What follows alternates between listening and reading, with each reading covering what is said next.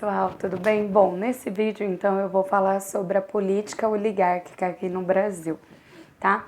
Esse sistema político, ele começou em 1894 e foi até 1930, tá? Por que política da oligarquia, né? Por que oligarquia? Significa que é uma política na mão da minoria, na mão de poucos, na mão da elite, tá? Principalmente. E naquela época a gente sabe que a elite eram os fazendeiros de café, tá?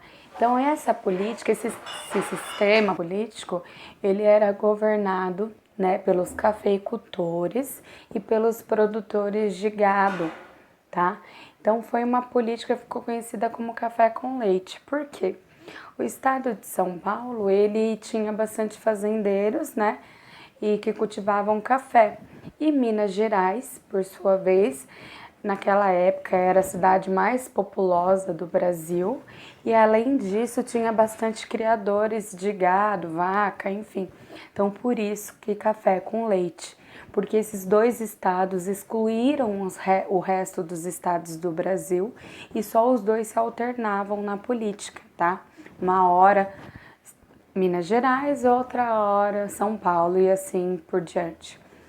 Bom, como que eles conseguiram por tanto tempo fazer essa política, tá? Eles contaram com um sistema chamado Política dos Governadores, onde os governadores estaduais, eles davam total apoio ao sistema federal, né, do governo. E além disso, eles contaram também com a ajuda dos coronéis, tá? E os grandes proprietários de terra, né, de plantações, eles eram conhecidos como coronéis, tá? E eles viviam espalhados pelo Brasil inteiro e ganhavam muitos favores, né, da política central. Então, através disso, eles começaram a comandar a sua localidade para conseguir manter São Paulo e Minas Gerais no poder. Como isso funcionava? Esses coronéis, como eram grandes proprietários de terras, eles tinham muito agregados morando em suas terras. Então tinham trabalhadores, familiares, enfim, muitas pessoas morando em suas terras, tá? As fazendas eram enormes. Então tinham muitas pessoas que dependiam desses coronéis para sobreviver. Tá? Então eles precisavam trabalhar, eles precisavam de um apoio e por isso eles dependiam desses coronéis. E os coronéis, eles interferiam na vida dessas pessoas, culturalmente falando e principalmente politicamente falando. Por quê?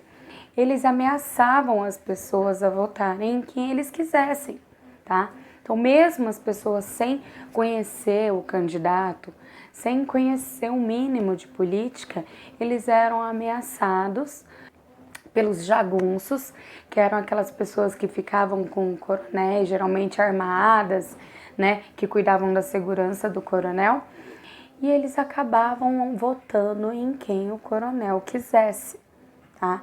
Então, essa trajetória política do coronelismo teve ajuda também de dois sistemas políticos, que é o curral eleitoral, né, e o voto de cabresto. Voto de cabresto, não sabia o que estava acontecendo e eram obrigadas a votar em quem o coronel quisesse, e curral eleitoral, porque como naquela época o voto ele era aberto, né, não era secreto, a pessoa chegava lá na frente de todo mundo, ai, meu voto é para fulano.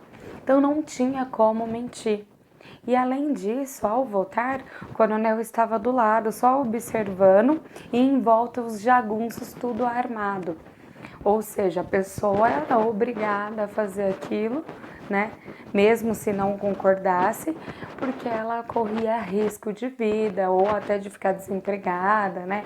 Enfim, então esse período ele foi uma máquina de fraude e de corrupção, porque durou muito tempo na história e o café com leite eles contavam com a ajuda do Brasil inteiro para continuar no poder.